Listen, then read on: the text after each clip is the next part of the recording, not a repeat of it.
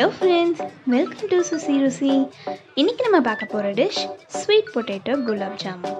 வாங்க எப்படி செய்யுதுன்னு பார்க்கலாம். இப்போ முதல்ல சர்க்கரை பாகு ரெடி பண்ணிடலாம். 1 கப் சர்க்கரை எடுத்திருக்கேன். இப்போ நம்ம இதில் சேர்த்துடலாம். இப்போ அதே மாதிரி 1 கப் அளவு தண்ணி எடுத்திருக்கேன். இதையும் நம்ம இதில் சேர்த்துடலாம். இப்போ நல்லா சீனி கரையட்டும்.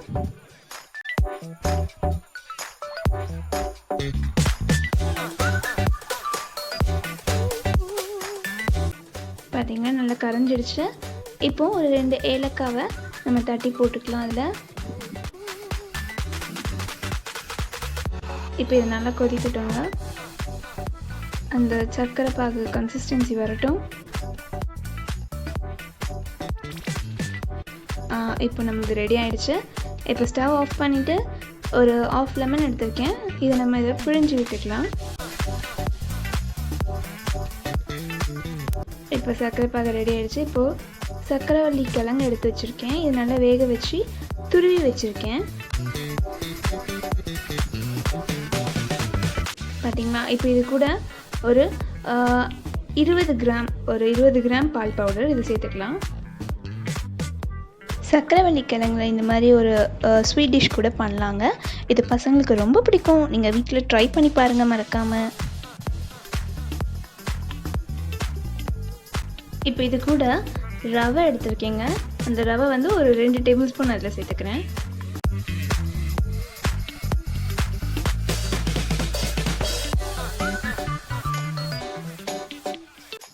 அதுக்கப்புறமா ஒரு 2 டேபிள் ஸ்பூன் நெய்யும் இதில் சேர்த்துக்கலாம்.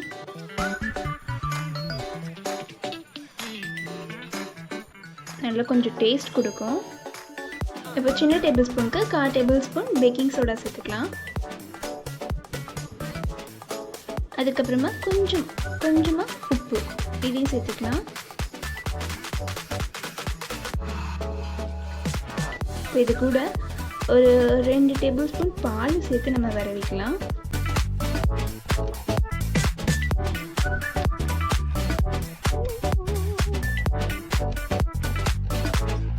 இப்போ இதை நம்ம நல்லா பிசைஞ்சிக்கலாம். இது கூட ஒரு 20 கிராம் மைதாவும் நான் ஆட் பண்ணியிருக்கேன்.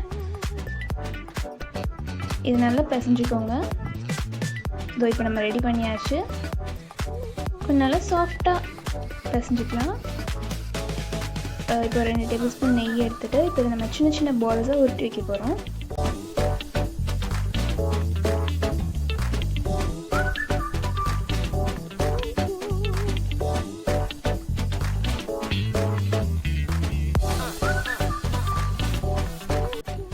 இப்போ இந்த மாதிரி உருட்டி வச்சுக்கலாம்.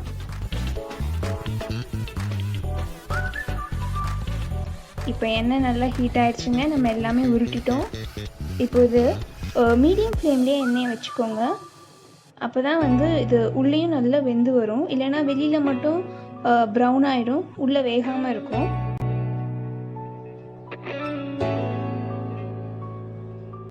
இப்போ இது லேசாக திருப்பிக்கோங்க. ஒரு நல்ல கோல்டன் ப்ரௌன் கலர் வரணும். இதோ நம்மளோட சர்க்கரைவள்ளி கிழங்கு நல்லா பொரிஞ்சிடுச்சு பாருங்கள். இப்போ நம்ம சர்க்கரை பாகில் சேர்த்துடலாம்.